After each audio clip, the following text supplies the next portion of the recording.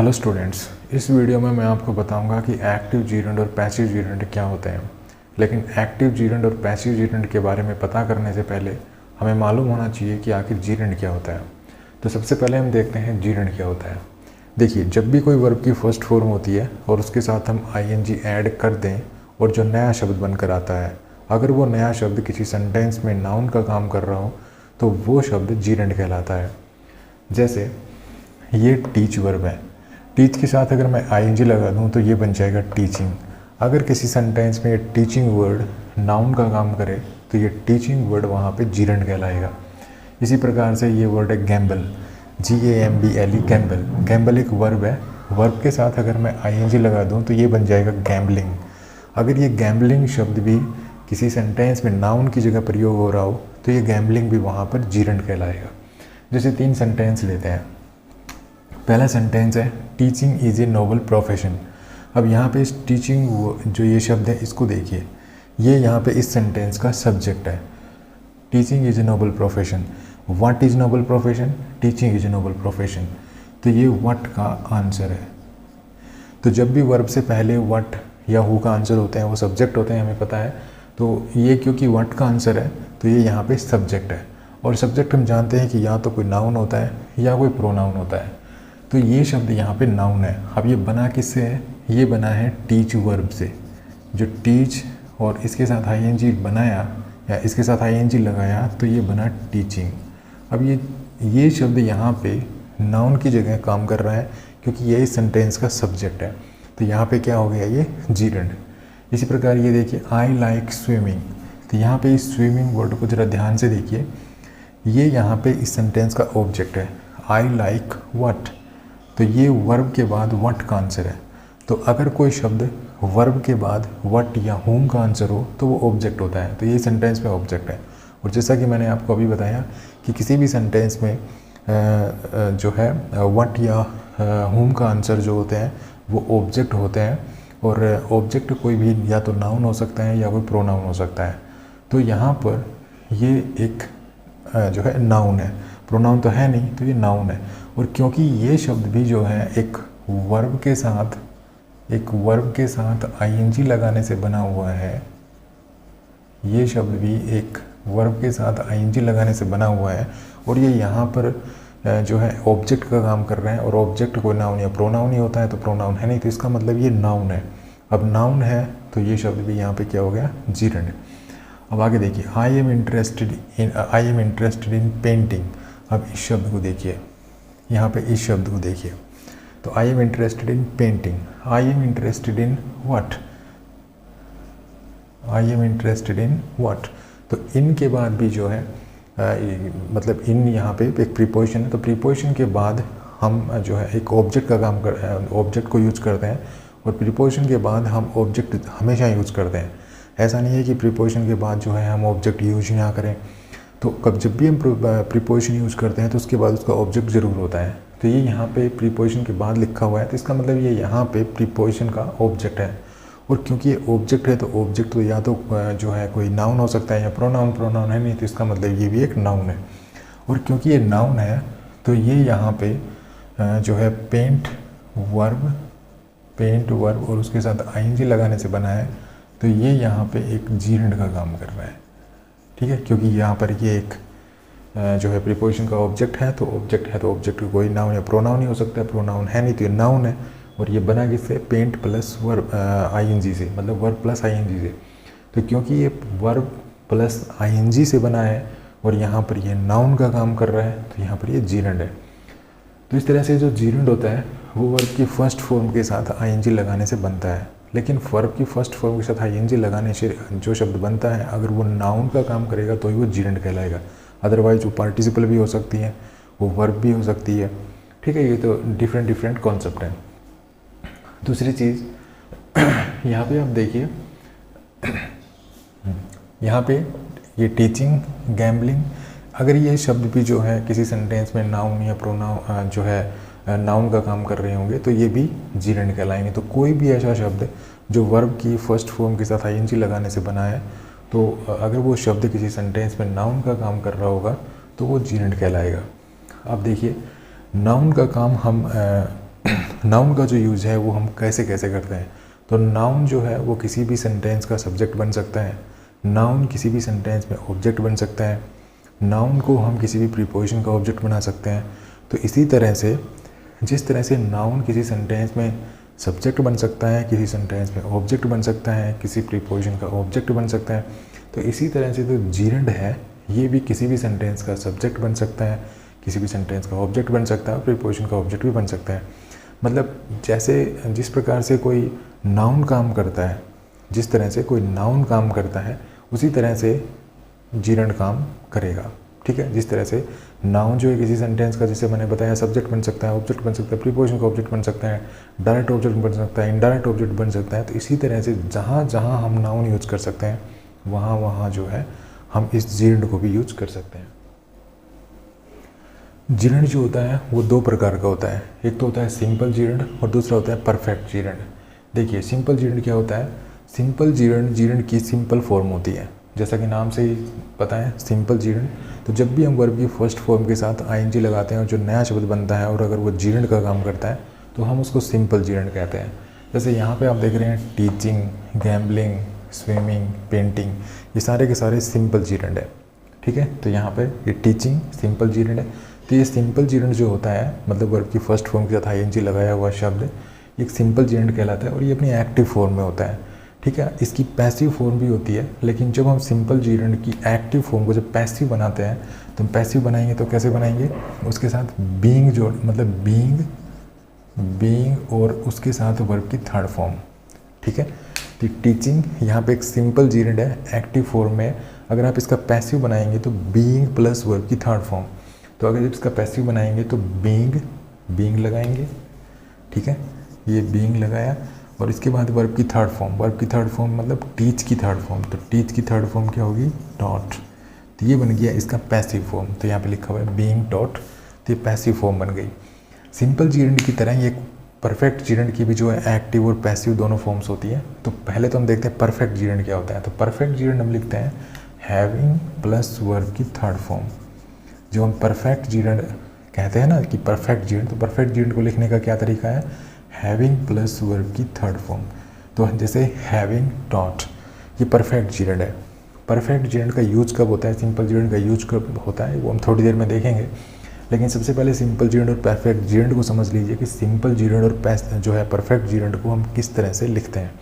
तो जैसा कि सिंपल जीरेंड और परफेक्ट जीरेंड दोनों की एक्टिव फॉर्म भी होती है और दोनों की ही पैसिव फॉर्म भी होती है। सिंपल जीरेंड होता है वर्ब की फर्स्ट फॉर्म के साथ लगाया गया वर्ब की फर्स्ट फॉर्म के साथ आईएनजी लगाकर बनाया गया शब्द, वो सिंपल जीरेंड कहलाता है और वो एक्टिव फॉर्म में होता है। उसको जब पैसिव लिखेंगे तो बीइंग प्लस वर्ब की थर्ड फॉर्म लगाएंगे। ठीक है, तो बीइंग टॉट ये हो गया। उसके बाद है परफेक्ट जीरेंड। परफेक्ट जीरेंड को लिखने का तरीका है हैविंग प्लस वर्ब की थर्ड फॉर्म। तो ये हो जाएगा हैविंग टॉट। तो ये परफेक्ट जीरेंड है और ये अपनी एक्टिव फॉर्म में है। लेकिन जब आप इसको पैसिव बनाएंगे तो हम कैसे लिखेंगे, पैसिव बनाएंगे तो देखिए हम हैविंग और जो ये वर्ब की थर्ड फॉर्म है, ये वर्ब की थर्ड फॉर्म, ये हैविंग, इनके बीच में हम बीन और जोड़ देंगे।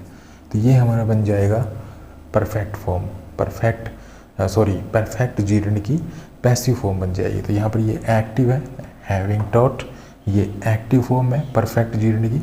लेकिन अगर इसको आप पैसिव बनाना चाहेंगे तो कैसे बनेगा, हैविंग बीन टॉट। ठीक है, तो हैविंग बीन टॉट ये परफेक्ट जीरेंड है और ये अपनी पैसिव फॉर्म में है।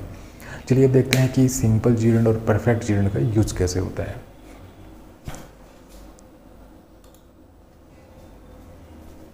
अब हम बात करते हैं कि सिंपल जीरेंड और परफेक्ट जीरेंड का यूज हम कैसे करते हैं। तो इसके लिए कुछ सेंटेंस लिए हैं मैंने। तो देखिए, ही admitted cheating in the exam. अब यहाँ पर ये फाइनाइट वर्ब है। ठीक है, एडमिटेड एक फाइनाइट वर्ब है और ये यहाँ पे जीरेंड है, ये यहाँ पे जीरेंड है। तो यहाँ पे फाइनाइट वर्ब से एक एक्शन का बोध हो रहा है, फाइनाइट वर्ब से यहाँ पे एक एक्शन का बोध हो रहा है और यहाँ पे जो जीरेंड है इससे भी एक एक्शन का बोध हो रहा है। ठीक है, और आप देख रहे हैं यहाँ पे सिंपल जीरेंड है। तो ये फाइनाइट वर्ब है, ये यहाँ पे नॉन फाइनाइट वर्ब है जिसको हम जीरेंड कहते हैं। तो जीरेंड है, ये एक फाइनाइट वर्ब है, इससे एक एक्शन का बोध हो रहा है, इससे भी एक एक्शन का बोध हो रहा है। तो देखिए यहाँ पे जब आप सिंपल जीरेंड यूज करते हैं तो इसका मतलब है कि ये जो एक्शन हुआ, सिंपल जीरेंड जिस एक्शन को रेफर कर रहा है, तो यहाँ पे जो एक्शन हुआ इस जीरेंड वाला जो एक्शन है इसका टाइम वही है जो फाइनाइट वर्ब वाले एक्शन का है। मतलब यहाँ पे उसने एडमिट किया, एडमिट तभी किया जब वो चीटिंग कर रहा था। मतलब दोनों काम सेम टाइम के हैं। मान लीजिए जो ही है वो 10 बजे उसने स्वीकार किया, ठीक है, 10 बजे उसने स्वीकार किया कि वो चीटिंग कर रहा था एग्ज़ाम में। तो सपोज़ करो कि वहाँ पे ही जो है चीटिंग कर रहा था और वो जो इन्विजिलेटर है वो आया, उसने कहा आप चीटिंग कर रहे हैं, तो समय है 10 बजे, तो ही ने स्वीकार किया 10 बजे कि हाँ वो चीटिंग कर रहा था। तो इसका मतलब जो चीटिंग का काम है वो भी वो 10 बजे कर रहा था, ठीक है। तो इसका टाइम मतलब इस एक्शन का टाइम और इस एक्शन का टाइम दोनों का टाइम जो है सेम है। अगर आप सिंपल जीरेंड यूज करते हैं, तो कहने का मतलब है अगर आप सिंपल जीरेंड यूज करते हैं तो वहाँ पे जीरेंड जिस एक्शन को रेफर कर रहा है उस एक्शन का टाइम वही है जो फाइनाइट वर्ब का है, ठीक है। तो यहाँ पे एडमिट और चीट दोनों एक्शन का जो टाइम है वो सेम है। लेकिन अगर आप परफेक्ट जीरेंड यूज करते हैं तो परफेक्ट जीरेंड कैसे बनाएंगे, जैसा कि मैंने आपको बताया था कि परफेक्ट जीरेंड हम बनाते हैं हैविंग प्लस वर्ब भी थर्ड फॉर्म से। तो यहाँ पे अगर हम इसको लिखते हैं हैविंग चीटेड, ठीक है, हैविंग चीटेड, तो यहाँ पे ये फाइनाइट वर्ब है, ये फाइनाइट वर्ब है, ये एक एक्शन का बोध करा रही है। और यहाँ पे जो जीरेंड ये जो जीरेंड है अपनी परफेक्ट फॉर्म में हैविंग चीटेड, ये भी एक एक्शन का बोध करा रहा है, ओके। लेकिन अब क्या है कि अब यहाँ पे क्या अर्थ निकलेगा इसका कि ये जो एक्शन है ये एक्शन बाद में हुआ है जबकि ये एक्शन पहले का हुआ है, अर्थात इसका टाइम इसके टाइम से पहले का है। कहने का मतलब है कि मान लीजिए 10 बजे सुबह 10 बजे इसने चीट किया, ठीक है, और एडमिट इसने किया बाद में। अब मान लीजिए शाम के 5 बजे, शाम के 5 बजे, अब 10 बजे उसने चीट किया, चीटिंग का काम कर लिया, बीच में नहीं पकड़ा गया। लेकिन 5 बजे उसके किसी फ्रेंड ने कहा कि आज तुम परीक्षा में नकल कर रहे थे, तो उसने स्वीकार किया कि हाँ भाई मैंने नकल की है। तो यहाँ पे अगर आप परफेक्ट जीरेंड यूज करते हैं तो परफेक्ट जीरेंड जिस एक्शन को रेफर कर रहा है उसका जो टाइम है वो फाइनाइट वर्ब वाले एक्शन के टाइम से बाद का होगा। तो अगर आप सिंपल जीरेंड यूज करते हैं तो सिंपल जीरेंड कब यूज करेंगे, जब जिस सिंपल जीरेंड जिस एक्शन को रेफर कर रहा है अगर उस एक्शन का टाइम फाइनाइट वर्ब वाले एक्शन वाला टाइम है, ठीक है, मतलब दोनों का टाइम सेम है तो आप सिंपल जीरेंड यूज़ करेंगे। लेकिन अगर आप कहना चाहते हैं कि फाइनाइट वर्ब वाले एक्शन का टाइम बाद का है और जो परफेक्ट जीरेंड है उसका वो जिस एक्शन को रेफर कर रहा है उसका टाइम बाद का है, तो परफेक्ट जीरेंड यूज करेंगे, ओके। तो इस तरह से हम जो है सिंपल जीरेंड और परफेक्ट जीरेंड का यूज करते हैं। लेकिन क्या ऐसा है कि हमेशा ही हम ऐसा करते हैं कि भाई जो हमेशा ही जो सिंपल जीरेंड यूज होगा वो हमेशा ही उसके वो जिस एक्शन को रेफर करेगा उसका जो टाइम है वो फाइनाइट वर्ब वाले एक्शन वाले टाइम का ही होगा? तो क्या हमेशा ऐसा है? तो हमेशा ऐसा नहीं है। देखिए, I don't remember saying anything like that. देखिए, आई डोंट रिमेंबर, मुझे याद नहीं है कि मैंने इस तरह की कोई चीज़ कही थी। तो देखिए, यहाँ पे एक ये एक्शन है रिमेंबर का, ठीक है, उसके बाद है से का। अब आप सपोज कीजिए, अब आप यहाँ मान के चलिए कि मान लीजिए रिमेंबर ये रिमेंबर जो है ये भी एक एक्शन का बोध कर रहा है और यह भी जो है एक एक्शन का बोध कर रहा है, ठीक है। दोनों जो क्रियाएं हैं, ये जो कार्य है और ये भी एक कार्य है, तो दोनों का जो अगर आप मान के चलें कि दोनों का तो जैसा कि मैंने आपको बताया था सिंपल जीरेंड का यूज हम कब करते हैं, जब वो जिस एक्शन को रेफर कर रहा है उसका टाइम वही हो जो फाइनाइट वर्ब वाले एक्शन का है। तो क्या ऐसा यहाँ पे पॉसिबल है? आप सोच के देखिए एक बार खुद ही, क्या आपको यहाँ पे लगता है कि सेइंग और रिमेंबर दोनों का जो टाइम है वो सेम हो सकता है? ऐसा नहीं हो सकता। देखिए, वो खुद कह रहा है आई डोंट रिमेंबर, मुझे याद नहीं है कि मैंने इस तरह की कोई चीज़ कही थी। अब मान लीजिए वो 10 बजे रिमेंबर कर रहा है और 10 बजे ही उसने कोई बात कही, तो ऐसा कैसे हो सकता है कि 10 बजे ही वो बात कहे कोई और उसको वही चीज़ याद ना हो? ठीक है, ऐसा तो नहीं हो सकता।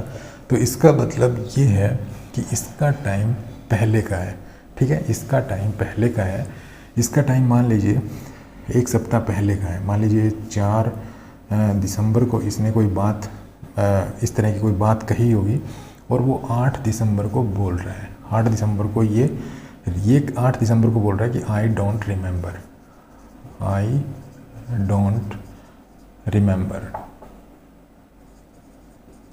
आई डोंट रिमेंबर, ठीक है, I don't remember saying anything like that. कि वो कह रहा है कि मुझे याद नहीं है कि मैंने इस तरह की कोई बात की थी। तो ये जो कार्य है, ये जो जीरेंड जिस एक्शन को रेफ़र कर रहा है, ये जो कार्य है ये पहले का होगा, तभी तो वो बोल पाएगा ऐसा। अगर 8 दिसंबर की सेइंग है और 8 दिसंबर की रिमेंबरिंग है, तो ये कैसे हो सकता है कि वो 8 दिसंबर कोई बात बोले और वो उसी दिन उसको याद ना होता? ऐसा पॉसिबल नहीं है। तो ये सब कुछ कॉन्टेक्स्ट से ही पता चलता है, सेंटेंस के मीनिंग से पता चलता है कि जो सिंपल जीरेंड है उसका यूज़ कैसे हुआ है। सिंपल जीरेंड जब होता है तो उसका मेनली जो यूज होता है वो इसीलिए होता है कि वो जिस एक्शन को रेफर करता है उसका जो टाइम है वो फाइनाइट वर्ब वाले एक्शन वाला ही टाइम होता है। लेकिन अगर ऐसा पॉसिबल नहीं है, मतलब कॉन्टेक्स्ट ये हमें अलाउ नहीं करता है, जैसे यहाँ पे अलाउ नहीं कर रहे हैं, तो हम सिंपल जीरेंड को पास्ट टाइम के लिए भी यूज़ कर सकते हैं। मतलब इसका जो टाइम है वो इससे पहले का भी हो सकता है। ओके, लेकिन यहाँ पे ये पॉसिबल है कि एडमिट और चीटिंग एक साथ हो सकती है, तो यहाँ पे हमने ऐसे लिख दिया। और इसको यहाँ पे जब हम इस एक्शन का और इस एक्शन का टाइम सेम है तो हम ऐसे लिख सकते हैं। लेकिन अगर हमें ये बताना हो कि चीटिंग पहले की है तो हम यहाँ पे परफेक्ट जीरेंड यूज़ करेंगे। लेकिन यहाँ पे कॉन्टेक्स्ट हमें अलाउ नहीं कर रहा है कि हम इसको जो है इसको जो है इस एक्शन का जो टाइम है वो इसी एक्शन वाला टाइम मान ले, ठीक है, क्योंकि ऐसा पॉसिबल नहीं है।